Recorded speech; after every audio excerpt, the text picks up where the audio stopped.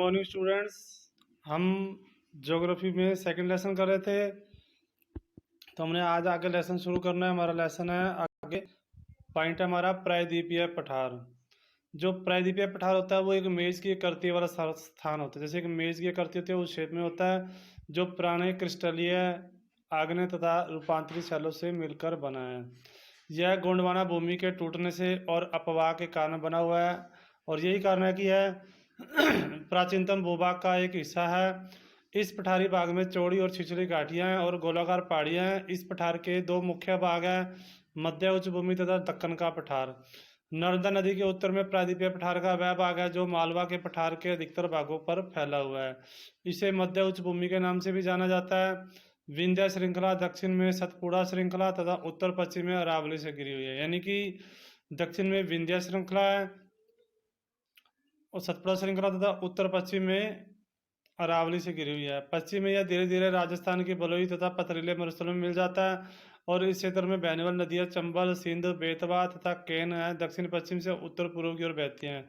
इस प्रकार वे इस क्षेत्र के ढाल को दर्शाती है। और मध्य उच्च भूमि पश्चिम में चौड़ी लेकिन पूर्व में संकीर्ण यानी कि भिड़ी हो जाती है। इस पठार के पूर्वी विस्तार को स्थानीय रूप में बुंदेलखंड के नाम से जाना जाता है।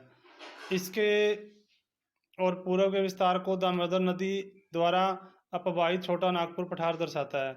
जो दक्षिण का पठार है वो एक त्रिभुज के आकार का है। दक्षिण का पठार कैसे है? त्रिभुज के आकार का भूभाग है जो नर्मदा नदी के दक्षिण में स्थित है। उत्तर में इसके चौड़े आधार का सतपुड़ा की श्रृंखला है, जबकि महादेव, कैमूर की पहाड़ी तथा मैकाल श्रृंखला इसके पूर्वी विस्तार है। भारत के भौतिक मानचित्र पर इन पहाड़ियों एवं श्रृंखलाओं की स्थिति को ज्ञात करें। दक्षिण का पठार पश्चिम में ऊंचा तथा पूर्व की ओर कम ढाल वाला है, यानी कि पश्चिम में ही इसकी ऊंचाई ज़्यादा है और पूर्व में इसकी ऊंचाई कम है। इस पठार का एक भाग उत्तर पूर्व में भी देखा जाता है, जिसे हम स्थानीय रूप से मेघालय या काली एंगलोंग पठार तथा उत्तर कचार पहाड़ी के नाम से जाना जाता है। यह एक भ्रंश के द्वारा छोटा नागपुर पठार से अलग हो गया था। पश्चिम में से पूर्व की ओर तीन महत्वपूर्ण श्रृंखला यहाँ गारो, खासी और जयंतिया, यानी कि गारो, खासी और जयंतिया पश्चिमी से पूर्व की ओर जाते तो आती हैं। दक्षिण के पठार के पूर्वी तथा पश्चिमी सिरे पर पूर्वी तथा पश्चिमी घाट है। जो पश्चिमी घाट है वो पश्चिमी तट के समांतर है और वे सतत है तथा इन्हें केवल दर्रों के द्वारा ही पार किया जा सकता है। और भारत के भौतिक मानचित्र में थालघाट, बोरघाट और पालघाट तीन प्रसिद्ध दर्रे हैं। पश्चिमी घाट पूर्वी घाट की अपेक्षा ऊंचे हैं, यानी पश्चिमी घाट ज़्यादा ऊंचे हैं। पूर्वी घाट के 600 मीटर की औसत ऊंचाई की तुलना में पश्चिमी घाट की ऊंचाई 900 से 1600 मीटर है। पूर्वी घाट का विस्तार महानदी की घाटी से दक्षिण में नीलगिरी तक है, और पूर्वी घाटी का विस्तार सतत नहीं है, ये अनियमित है, यानी कि वो लगातार नहीं है। एवं बंगाल की खाड़ी में गिरने वाली नदियों ने इनको काट दिया है। पश्चिमी घाट में पर्वतीय वर्षा होती है, और यह वर्षा घाट के पश्चिमी ढाल पर आर्द्र हवा से टकराकर, आर्द्र होता है जिसमें नमी की मात्रा होती है, ऊपर उठने के कारण होती है। पश्चिमी घाट को विभिन्न स्थानों पर विभिन्न नामों से जाना जाता है। इनका स्थानीय नाम है पश्चिमी घाट की ऊंचाई उत्तर से दक्षिण की ओर बढ़ती है। इस भाग के सबसे उच्च शिखर है अनाईमुदी 2695 मीटर तथा डोडा बेटा 2633 मीटर, और पूर्वी घाट का सबसे ऊंचा शिखर है महेंद्रगिरी जिसकी ऊंचाई 1500 मीटर है। और पूर्वी घाट के दक्षिण पश्चिम में सेवराय तथा जावेड़ी की पहाड़ियां भी स्थित हैं। उद्गम मंडलम जिसे ऊटी के नाम से जाना जाता है, कोडाई एक नाल जैसे प्रसिद्ध पहाड़ी नगरों में स्थित है। इसको मानचित्र में देख सकते हैं। प्रायद्वीपीय पठार की एक विशेषता ये पाई जाती है कि यहाँ पर काली मिट्टी पाई जाती है, जिसे दक्कन ट्रैप के नाम से भी जाना जाता है। इसकी उत्पत्ति ज्वालामुखी से हुई है, इसलिए इसके शैल है वो आग्नेय शैलें हैं। वास्तव में इन शैलों का समय के साथ साथ अपरदन हो गया, जिससे काली मिट्टी का निर्माण हुआ। अरावली की पहाड़ियाँ प्रायद्वीपीय पठार के पश्चिम एवं उत्तर पश्चिमी किनारे पर स्थित है। ये बहुत अधिक अपर्दित एवं खंडित पहाड़ियाँ हैं, और ये गुजरात से लेकर दिल्ली तक दक्षिण तथा उत्तर पूर्व दिशा में फैली हुई है।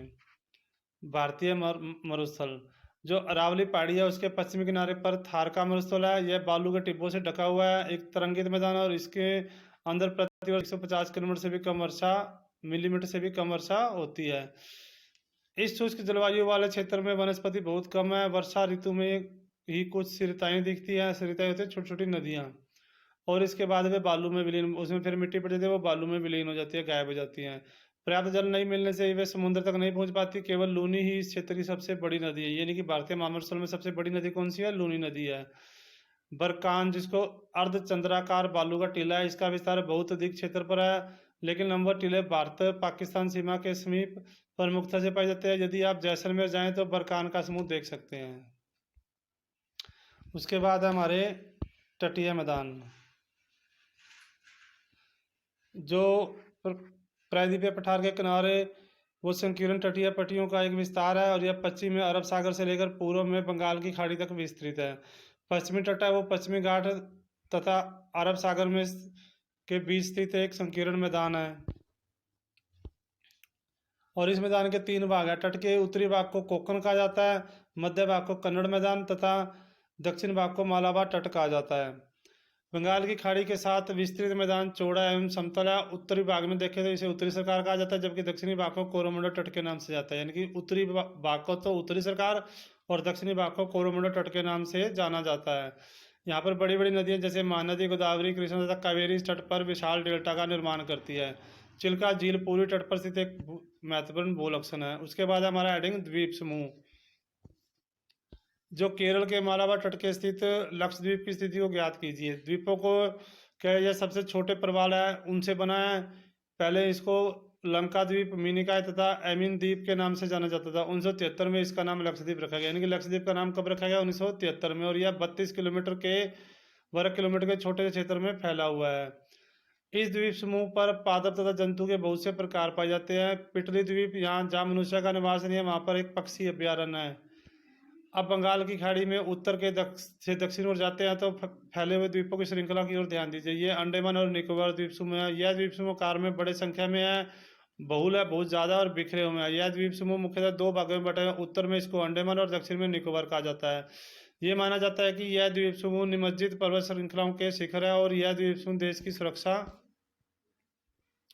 के लिए महत्वपूर्ण है। इन द्वीप समूह में पाए जाने वाले पादप एवं जंतुओं में बहुत विविधता है, और यह द्वीप विषुवत के समीप स्थित है और जलवायु की दृष्टि से विषुवतीय है तथा यह घने जंगलों से ढके हुए हैं।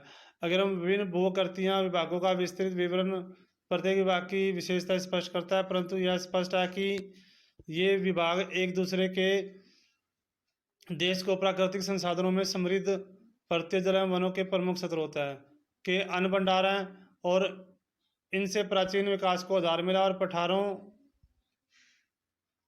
पठारी भाग भंडार है जिससे देश के औद्योगिकरण में विशेष भूमिका निभाई है, और तटीय क्षेत्र मत्स्य और पोत संबंधी क्रियाकलापों के लिए उपयुक्त स्थान है, और इस प्रकार देश की विभिन्न भौतिक आकृतियाँ भविष्य में विकास की अनेक संभावनाएं प्रदान करती हैं। तो आज आपका ये सेकंड लेसन कंप्लीट हो चुका है। हम नेक्स्ट वीडियो में हम इसके क्वेश्चन आंसर करेंगे। तब तक आप दोनों वीडियो में लेसन को अच्छी तरह से समझने की कोशिश करिए और इसको अच्छी तरह समझें, उसके बाद हम क्वेश्चन करेंगे। ओके।